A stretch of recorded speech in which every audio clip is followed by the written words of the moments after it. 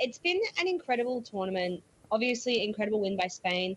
But bigger than that, I just think it's one of those things. We broke pretty much every record imaginable: TV records, stadium records, jersey sales. I think it's just really given some true validity to what women's sport is and to what women's football is. And it's quashed any argument you could possibly ever have again to say that we're not a football nation and that women don't play football. All of those narratives have been thrown out the window at this point. Yeah. When we reflect on Spain's victory, considering what they were up against, divisions with the coach, and then, of course, Olga Carmona, who scored that incredible goal, having some really difficult news delivered to her and playing under those circumstances was really such an achievement. Yeah, I really feel for Olga. What an awful thing to come off a world high and then to have probably the biggest low that you've ever felt at the same time would be really tough. I think all of Spain, it's been an ongoing issue.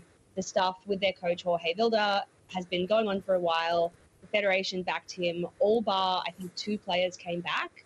I think it'd be really tough for the players who stood by the boycott and made the decision not to come to this tournament and then it ended up not winning a World Cup along with all their teammates because they stood by their decision. That'd be a really tough place to be. Yeah, very, very, very tough. You know, the sad thing, the disappointing thing is that this win, this finale has been marred by a couple of incidents that have really, again, brought into question, you know, are the women seen in the same way as men are? Is there still a lot more work to do? The first was the questionable behaviour of Spain's Football Federation president kissing one of the players on the lips. What did you make of the whole thing as it played out? I was appalled to see it because it was the kiss on the lips and then there was a comment made in the change room about how he was going to marry her or something like that. He has come out and brushed it off and said that it was just pure emotion. It wasn't meant to be a sexual thing. It was just grabbing someone, cheering, hugging, that sort of thing. She's come out and sort of said it was okay now, but that was in a statement that was released by the Federation on her behalf. So I don't know how much we can read into stuff like that. I don't think it's a good message to be putting forward to the world that a woman has just won a World Cup and is forced to be kissed by the president of her federation. Yes, you know, you try and see it playing out. If it was the opposite, if it was a female behaving like that towards a male player that had just won the World Cup. Yeah, I don't even really think it's a comparison there because it is the power dynamic of he is the president and he did famously back. I think that's my bigger issue with this is he backed Jorge Vilda when the players came out and said, hey, we're in a toxic work environment. We're dealing with all this stuff. This man is allegedly abusive, is allegedly doing really awful things. This man backed him and then has turned around and done this. So it's sort of for players that all said, hey, we didn't want this guy, we are begging you for support, to then come out, I think, overall, I think the way that the Spanish Federation are going to claim this victory as their own, when in reality it was the players that did it without the support they were begging for. That's unfortunate. Yeah, sort of against the odds. And then we had Gianni Infantino, the FIFA boss, who sort of said, well, things could change if someone could convince us men that the game needs to be changed. And you're like, what more do you need than what you've just witnessed? Yeah, that was a really tone-deaf comment from him.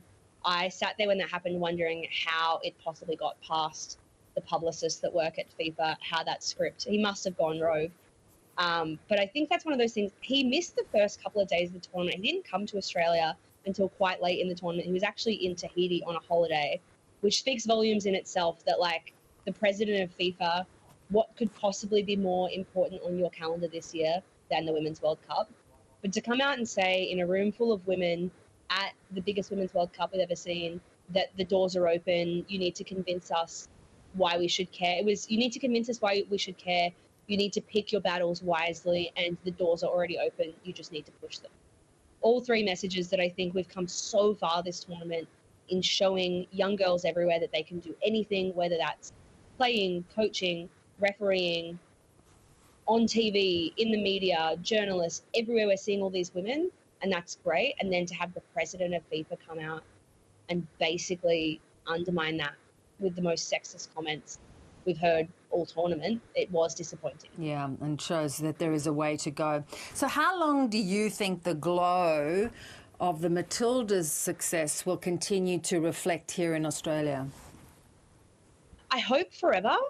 I think there's a lot of work that needs to be done from the A-League, from the government, from a lot of different people that have different stakes in this game. We need to make grassroots football affordable. I hear all too often a kid goes, or a parent says, hey, my kid really wanted to play football, but when we're in a cost of living crisis and little Timmy wants to play football, but it's $5,000 a year and they can play AFL or rugby league virtually for free, it's easy to see why those kids aren't joining, both women and men. And any success we have now, if we're not funding it to get kids in the game, that success can only live for 10 years. Then we don't have new players coming up. I think that's really important. I think the conversations we're having around it, people want to get involved. People want to support it. They're begging for a reason to. We've seen record broadcast numbers. We've seen all these big things. We just need to continue having the conversation, continue talking about the Matildas, talking about the A-League, talking about the National Premier League. There's so much football in this country, and I think we just need to keep making it happen. Like, the floodgates have been opened. It's now just on us to not mess it up. And so do you think the Australian government's pledge of $200 million to improve women's sports is enough? Will it go to the places where it's needed? I think it's great. I don't want to be too negative about that. We've also seen state level funding. South Australia and Queensland, from memory, have both put out funding. It's good, and I love seeing women's funding anywhere it goes, but I do think something that's getting missed in all of this is that football has always been seen in this country as a second-class sport. All of the success that we've had has been a football win. It is a women's sport win, but it is specifically a football win.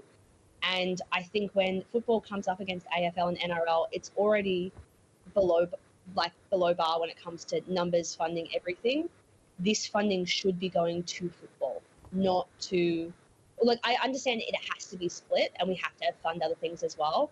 But when I'm looking at this funding breakdown and it's $18 million, but half of that is going to sports that aren't football, it feels like a bit of a slap in the face to all of the people that this didn't just happen overnight.